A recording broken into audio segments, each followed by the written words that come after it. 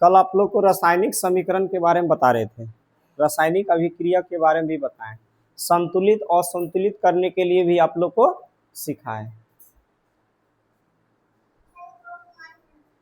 अभिकारक और प्रतिफल के बारे में भी बताएं। संतुलित वाला जो दोनों तरफ क्या है, अभिकारक और प्रतिफल का दोनों मान सेम हो जाता है तो उसको क्या कहते हैं, संतुलित रासायनिक समीकरण। ठीक है। और असंतुलित में क्या होता है कि किन्हीं अभिकारक अगर मान के चलिए सेम है तो प्रतिफल क्या है, असमान है, असमान है। ठीक है। तो आज हम जो समझेंगे, देखो एक समस्या यहाँ क्या है, असंतुलित रासायनिक समीकरण जो है और हम नाम से जाने जाते हैं, ढांचा या कंकाल के नाम से भी जाना जाता है। असंतुलित रासायनिक समीकरण ढांचा या कंकाल के नाम से जाना जाता है। नेक्स्ट जो क्वेश्चन है वो रासायनिक समीकरण के उपयोग से क्या लाभ है, रासायनिक समीकरण के उपयोग से क्या लाभ है, रासायनिक समीकरण के उपयोग, यानी जो रासायनिक समीकरण का जो उपयोग किया जाता है उससे हमें क्या लाभ मिलता है, तो लाभ समझेंगे। क्या समझेंगे, लाभ। देखिए रासायनिक समीकरण को अगर हमको उपयोग का लाभ समझना है तो इसमें सबसे बड़ी बात आ जाता है, समय की बचत होता है। रासायनिक समीकरण को निकालने के लिए रासायनिक समीकरण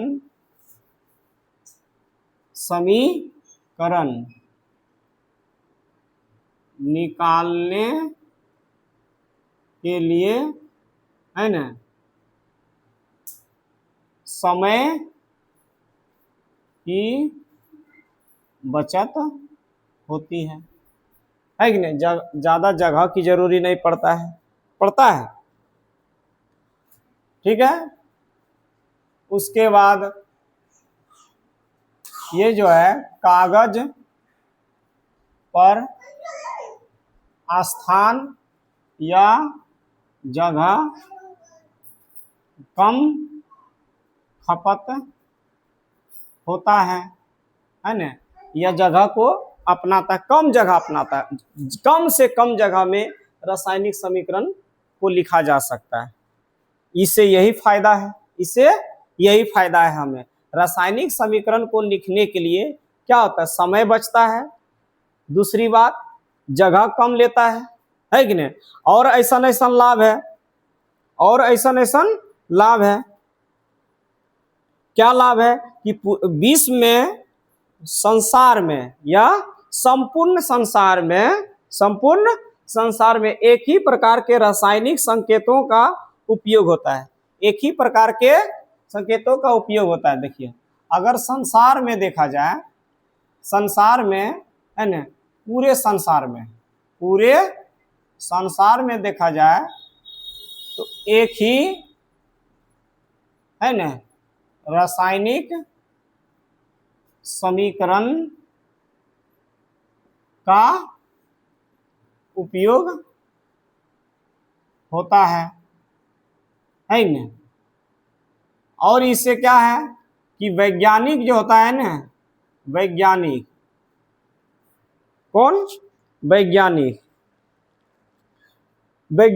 को समीकरण की जानकारी प्राप्त करने में किसी प्रकार की कठिनाई नहीं होती। वैज्ञानिक जो है ना, वैज्ञानिक को समीकरण है ना की जांच करने है ना या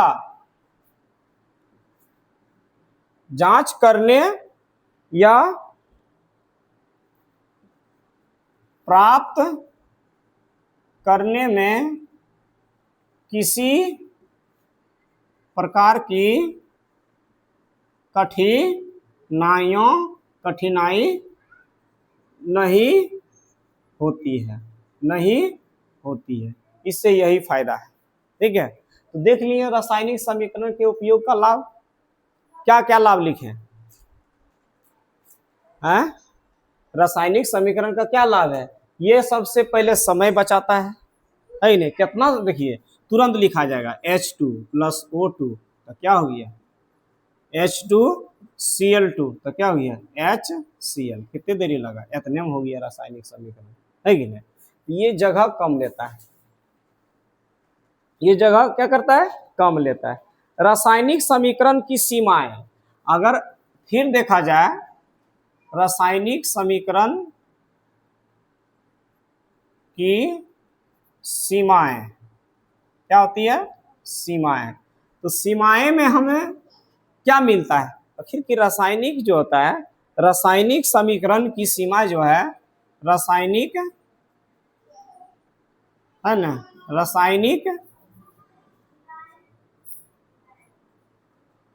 रासायनिक समीकरण की जो सीमाएं होती है, ठीक है, उससे क्या होता है, तो उससे यही होता है कि रासायनिक समीकरण से अभिकारों और प्रतिफलों की भौतिक अवस्था की जानकारी नहीं पाई जाती है ना।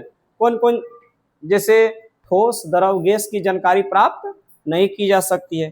किसकी जानकारी प्राप्त नहीं की जा सकती है, अभिकारों और प्रतिफलों है कि नहीं की भौतिक अवस्था, अभिकारक और प्रतिफलों है ना की भौतिक अवस्था, जैसे हो गया ठोस द्रव गैस, ठोस द्रव गैस है ना की जानकारी नहीं प्राप्त होती है। इसे कौन सी जानकारी प्राप्त नहीं होती है, ठोस द्रव गैस, ठोस द्रव गैस की जानकारी प्राप्त नहीं होती। अभिकारक और प्रतिफलों की भौतिक अवस्था, ठोस द्रव गैस की जानकारी प्राप्त नहीं होती है, ठीक है। किसकी जानकारी प्राप्त नहीं होती है, ठोस द्रव गैस, ठोस द्रव गैस। अभिक्रिया के फलस्वरूप उत्सर्जित या अवशोषित ऊष्मा की जानकारी रासायनिक समीकरण से नहीं हो पाती है, अर्थात समीकरण यह जानकारी नहीं देता है कि अभिक्रिया ऊष्माक्षेपी या ऊष्माशोषी होती है। देखो ऊष्माशोषी और ऊष्माक्षेपी क्या है, देता है। ऊष्माक्षेपी क्या करता है, देता है, ऊष्माशोषी लेता है। देखो ऊष्माक्षेपी ऊष्माशोषी, इसको क्या बोलेंगे, ऊष्माशोषी। इसका अर्थ होता है कि ये ऊष्मा देता है, उसको ऊष्माक्षेपी कहते हैं। ऊष्मा देने वाले को क्या कहते हैं, ऊष्माक्षेपी, और ऊष्मा लेने वाले को क्या कहते हैं, ऊष्मा ये लेता है। तो ऊष्मा जो लेगा उसे ऊष्माशोषी, और ऊष्मा जो देगा ऊष्माक्षेपी। ऊष्मा लेता है, ऊष्मा देता है। ऊष्मा देने वाला को क्या कहते हैं, दाता। दाता को क्या कहते हैं, इसे कहते हैं ऊष्मा दाता, ऊष्माक्षेपी। ऊष्मा लेता है कि नहीं, ऊष्माशोषी, ठीक है। ये समझ में आ गया। अब एक बात क्या है, ठीक है, और एक बात और समझ लीजिए, रासायनिक समीकरण को संतुलित क्यों किया जाता है, ये अक्सर सुनते होंगे। आखिर की ये रासायनिक समीकरण को संतुलित क्यों किया जाता है, रासायनिक समीकरण को संतुलित क्यों किया जाता है, क्यों किया जाता है बताइए। रासायनिक समीकरणों को संतुलित क्यों किया जाता है बताइए। अभिक्रिया से संबंध प्रत्येक पदार्थ के सूत्र एवं संकेत ज्ञात होना चाहिए। बाईं ओर के सूत्रों को अधोलिखित के अंक समीकरण को संतुलित करने के क्रम में परिवर्तित हो सकते हैं। रासायनिक समीकरण को संतुलित करने की एक सरल विधि या जिसे अनुमान द्वारा संतुलित विधि कहते हैं, अनुमान विधि द्वारा संतुलित कहते हैं। नेक्स्ट अगर देखा जाए तो क्या है, विभिन्न प्रकार की रासायनिक अभिक्रिया।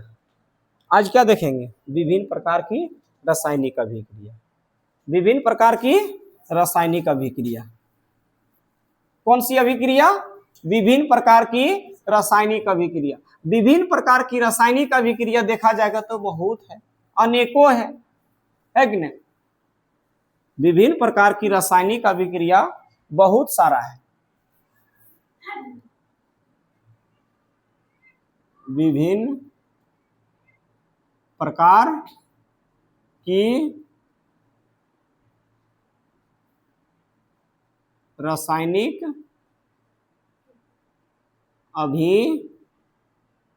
अभिक्रियाएं। पहला फर्स्ट में आता है संयोजन या संश्लेषण अभिक्रिया। संयोजन या संश्लेषण अभिक्रिया। संयोजन या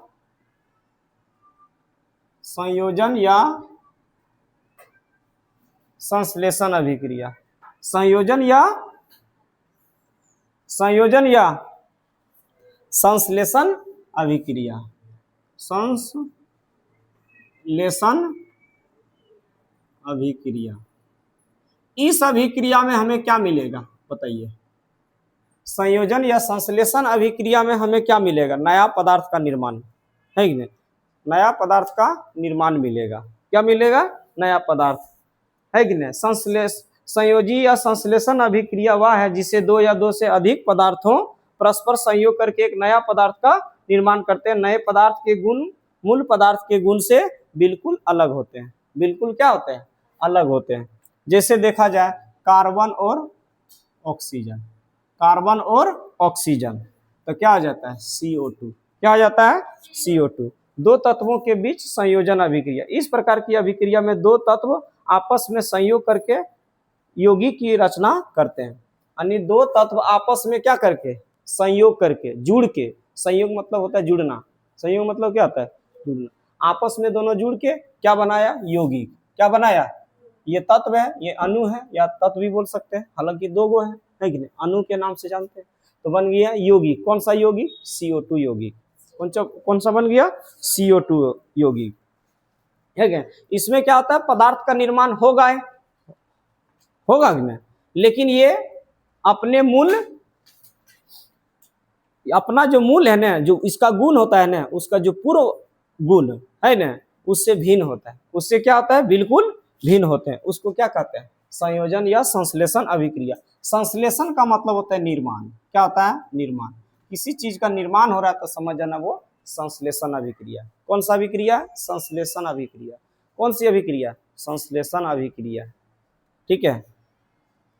दूसरा है, पहला ये हो गया। दूसरा देखा जाए तो कौन सी अभिक्रिया है? वियोजन या अवघटन अभिक्रिया। वियोजन या अवघटन अभिक्रिया।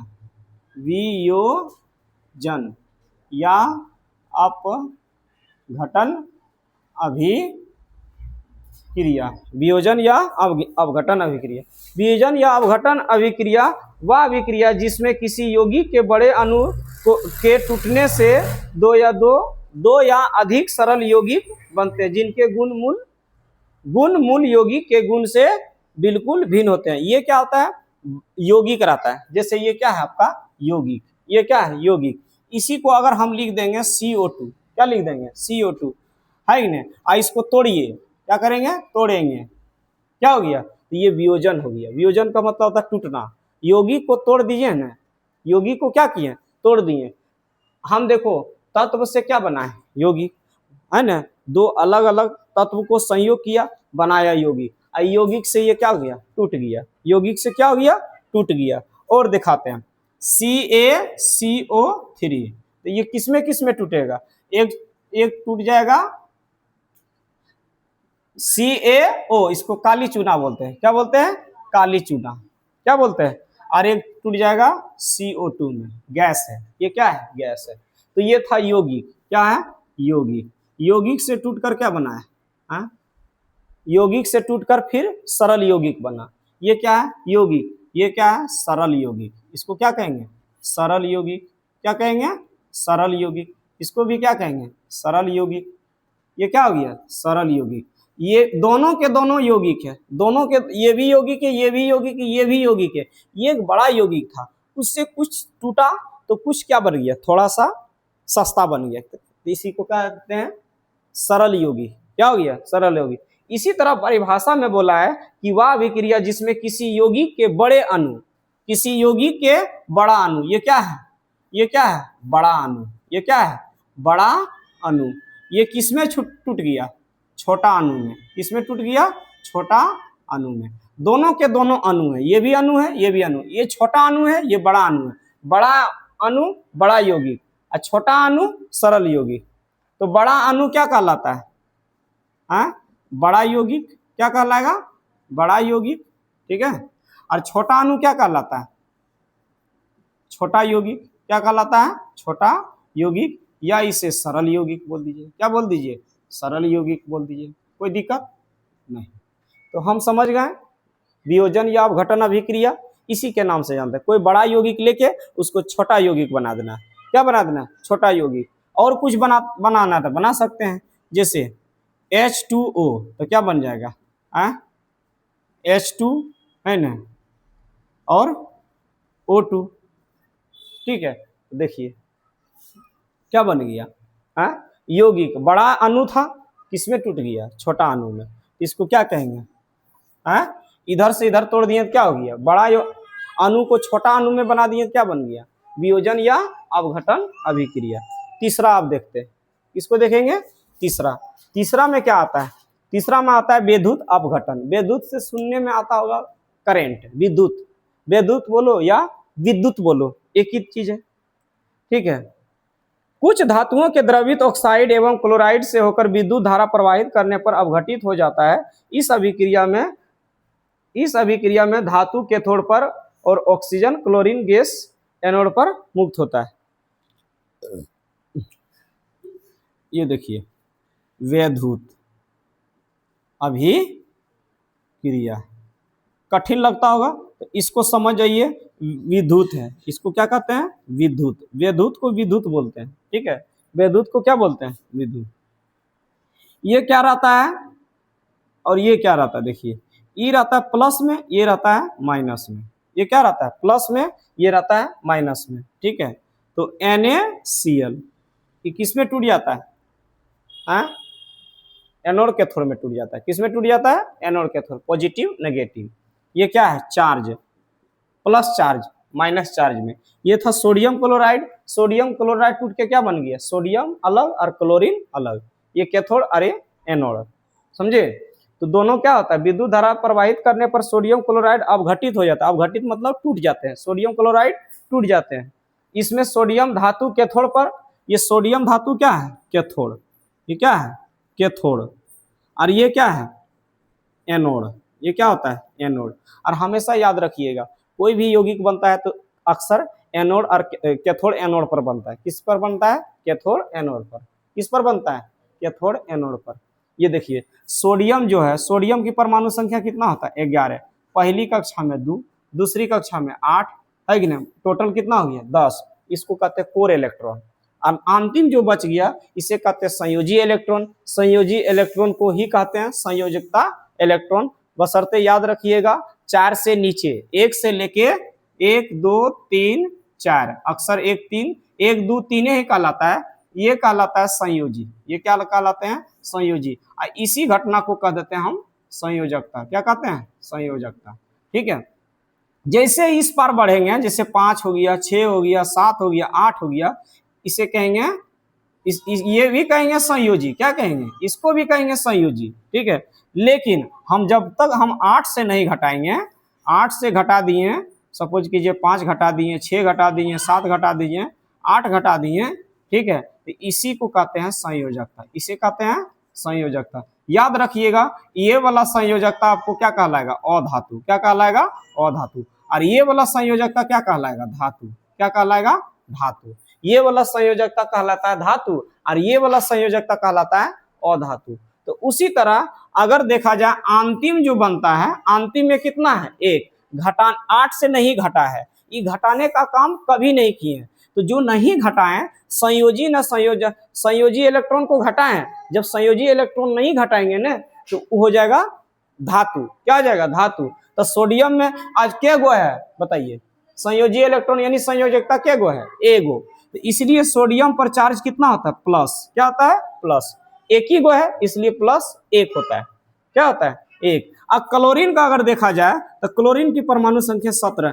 पहली कक्षा में 2, दूसरी कक्षा में 8, हो गया 10 और तीसरी कक्षा में 8, कितना हो गया 18। हमारे पास कितना है 17, तो इसलिए वो कम करना पड़ेगा। देखिए संयोजी इलेक्ट्रॉन कितना हो गया 7, इसको घटाना पड़ेगा 8 से, तब बचेगा 1। बताइए घटाने का काम किए, इसलिए चार्ज -1 है ना। और जब भी ये दोनों अभिक्रिया करेगा सोडियम और क्लोरीन, देखो इसके पास +1 इसके पास -1, ठीक है -1, तो इससे अभिक्रिया जब करेगा, इससे अभिक्रिया करेगा तो देखो ये क्या होता है, इसके पास चला आता है और ये वाला इसके पास चला जाता है, इसलिए क्या हो गया, इसका चार्ज किसके पास चला आता है सोडियम के पास, और क्लोरीन का चार्ज किस पर आता है सोडियम के पास, और सोडियम के चार्ज किस पे चला जाता है क्लोरीन के पास। हालांकि माइनस प्लस काट सकते हैं, अगर माइनस प्लस काट दिए तो क्या हो गया सोडियम क्लोराइड। हम इसे भी काट सकते हैं, देखिए सोडियम हो गया प्लस और क्लोरीन हो गया माइनस, क्या हो गया माइनस। इससे दोनों अभिक्रिया करेगा जैसे कट जाएगा, ये क्या होगा कटेगा, क्या बनेगा NaCl, क्या बनेगा NaCl, ठीक है। तो इसे कहते हैं वैद्युत, है ना, रासायनिक अभिक्रिया। क्या कहते हैं वैद्युत रासायनिक अभिक्रिया या वैद्युत अपघटन। वैद्युत अपघटन मतलब क्या होता है टूटना, क्या हो गया टूट गया, सोडियम क्लोराइड क्या हो गया टूट गया। किस पर टूटा, एगो कैथोड पर एगो एनोड पर। कैथोड को बोलते हैं पॉजिटिव, कैथोड को क्या बोलते हैं फटाक से ना बताइए, कैथोड क्या है पॉजिटिव, एनोड क्या है नेगेटिव। तो इस यौगिक सोडियम क्लोराइड किस किस पर टूटा है कैथोड और एनोड पर। तो कैथोड एनोड क्या डिसाइड करता है करंट को डिसाइड करता है, किसको डिसाइड करता है करंट को, ठीक है। आगे बढ़े, चलिए तीसरा भी हो गया, तीसरा हो गया ना। अब चलते हैं चौथा में, इसमें चलेंगे चौथा में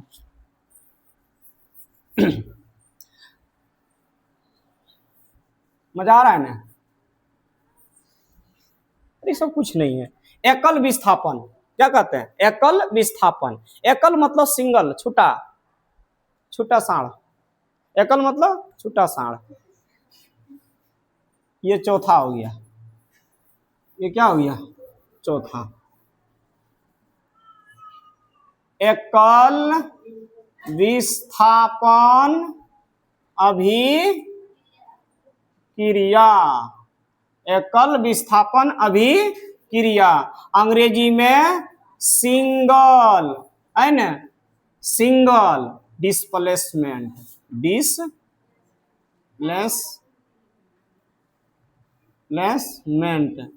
रिएक्शन,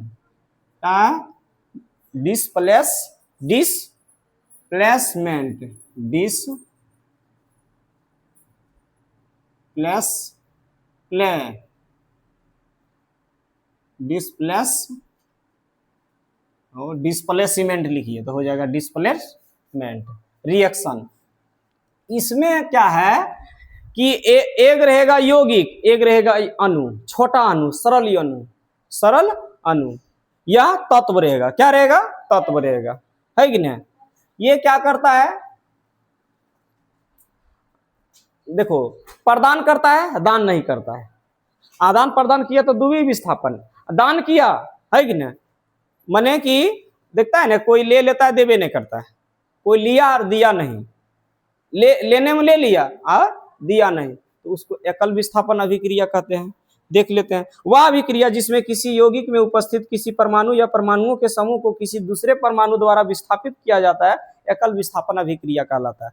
किसी दूसरे परमाणु द्वारा विस्थापित करते हैं, यानी वहां लगा के ये वाला तत्व को वहां जाके क्या करते हैं विस्थापित कर देते हैं, क्या करते हैं विस्थापित कर देते हैं, यानी कि डिस्प्लेसमेंट कर देते हैं। तो इसी को कहते हैं एकल विस्थापन। एक गो करते हैं, के गो एक ठो, इसलिए एकल विस्थापन। दो ठो करते तो द्वि विस्थापन अभिक्रिया। जैसे Fe क्या है FeCuSO4 है ना, FeCuSO4 क्या है SO4।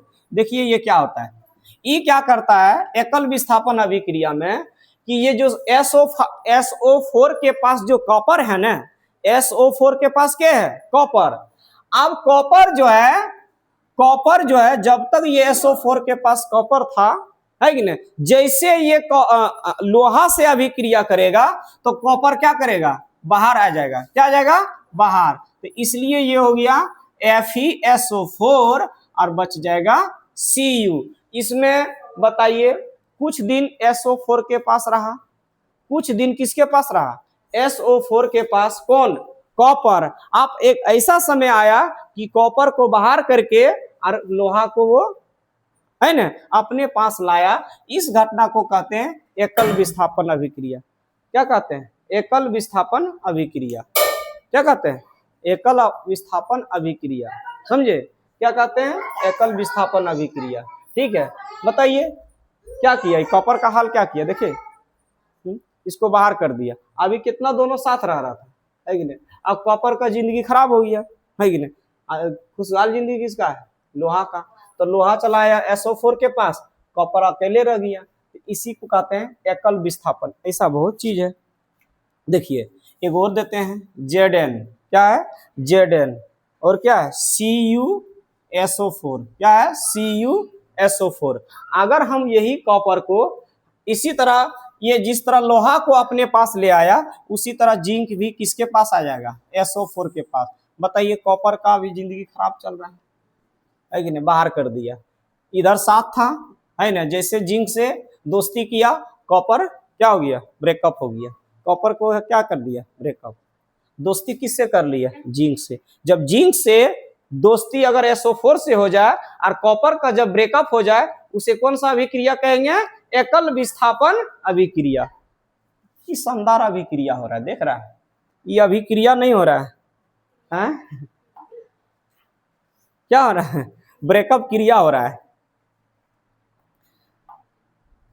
उसके बाद पचमा है ना, पचमा में वही है द्विविस्थापन।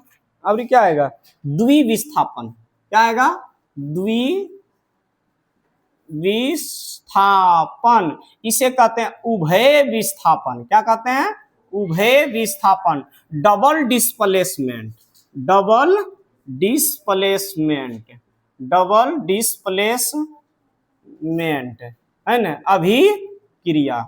डबल डिस्प्लेसमेंट अभिक्रिया, डबल डिस्प्लेसमेंट रिएक्शन, है ना, डबल डिस्प्लेसमेंट रिएक्शन। इसमें खास करके क्या होगा, है, यौगिकों जो होता है ना, यौगिकों लिख देते हैं, यौगिकों में से हल्ला नहीं कीजिएगा, यौगिकों में से, है ना, तत्वों का आदान, है ना, प्रदान, आदान प्रदान यानी लेन देन। आदान प्रदान को क्या कहते हैं, लेन देन, है ना, आदान प्रदान करता है। इसको कहते हैं लेन और इसको कहते हैं देन। जिसमें तत्वों का लेन देन हो रहा है उसे क्या कहते हैं, तत्वों का लेन देन क्या कहलाता है, द्विविस्थापन अभिक्रिया, है कि नहीं। ई इसके पास जाएगा, वो उसके पास जाएगा, जाएगा कि नहीं। बहुत ऐसा होता है कि नहीं, आप लोग भी करते होंगे, नहीं करती होगी। तुम्हारा वाला मोबाइल ही, वो वाला मोबाइल ही, आप उसका आईडी तुम चला रही है, इसका आईडी तुम चला रही है, इसका मतलब द्विविस्थापन अभिक्रिया हो रहा है, होता है कि नहीं। तुम उनका साइकिल चला रही है, वो उसका साइकिल चला रही है कि नहीं। उसी को कहते हैं द्विविस्थापन अभिक्रिया। इसमें क्या करता है, इसमें साइकिल उकिल नहीं चलाता है। इसमें देखिए सीधा सीधी समझिए, एक्स के पास क्या था, वाई, है ना, एक्स के पास वाई, एक्स के पास क्या है, वाई, और यहाँ कर देते हैं ए बी। क्या कर देते हैं, ए बी। तो देखिए एक्स चला जाएगा, एक्स चला जाएगा ए के पास और वाई चला जाएगा बी के पास। तो इसका मतलब अभिक्रिया जब होगा, क्या होगा, अभिक्रिया जब होगा दोनों में, एक्स वाई और ए बी में जब अभिक्रिया होगा तो बनेगा एक्स ए और क्या बनेगा, वाई बी। क्या बात है, देखो दोनों में अभिक्रिया। जैसे कोई एग्जांपल देते हैं, NaCl और AgNO3, AgNO3, AgNO3। देखिए ध्यान दीजिएगा, उसी तरह सेम देखिए, Ag किसके पास जुड़ेगा, Cl के पास। Ag किसके पास जुड़ जाएगा, यानी Ag ट्रांसफर हो जाएगा क्लोरीन के पास। अब बच गया NO3। क्या बच गया, NO3, और इसमें क्या बच गया, सोडियम। तो ये किसके पास जुड़ेगा बताइए, हाँ, किसके पास जुड़ेगा, तो हो जाएगा NaNO3। क्या बन गया, NO3 NaNO3। इसका डायरेक्शन नीचे कर देना, ठीक है, ये स्लो होता है, इसमें कोई दिक्कत नहीं। इसी तरह जुड़ जुड़ के वो अपने पास जाते आते रहता है, ठीक है। और इसका काफी एग्जाम्पल है, कितना देंगे, इतने काफी है, इतने काफी है कि नहीं, इतना जुड़ गया। जैसे देखिए एक्स वाई था, एक्स किसके पास चल गया, ए के पास, जिस देखो कितना बढ़िया साथे था एक्स वाई। ऐसे भी देखो एबीसीडी में एक्स के बाद वाई आता है, अब देखो वाई छोड़ के किसके पास चला गया, ए के पास, तो वाई भी किसके पास छोड़ के चल गया, बी के पास। एक्स चला गया ए के पास, तो बी चला, वाई चल गया बी के पास। सोचा कि हमको जब छोड़ के वो गया तो हम भी छोड़ के जाएंगे नहीं, चलो हम उसके पास चल जाते हैं। उसी तरह देखो क्लोरीन छोड़ के किसके पास चल गया है, चांदी के पास, चांदी महंगा होता है, ऐसे भी जेबे करेगा, है कि नहीं। सोना चांदी जिसके पास रहेगा वो जाइबे करेगा, है कि नहीं, महंगा आदमी पैसा वाला है, ये पैसा वाला था इसलिए क्लोरीन छोड़ के चल गया, बच गया। सोचा कि चलो हम गरीबे के पास चल जाते हैं, NaNO3, है कि नहीं, तो बन गया उभय विस्थापन अभिक्रिया। कौन सी अभिक्रिया, उभय विस्थापन अभिक्रिया, ठीक है।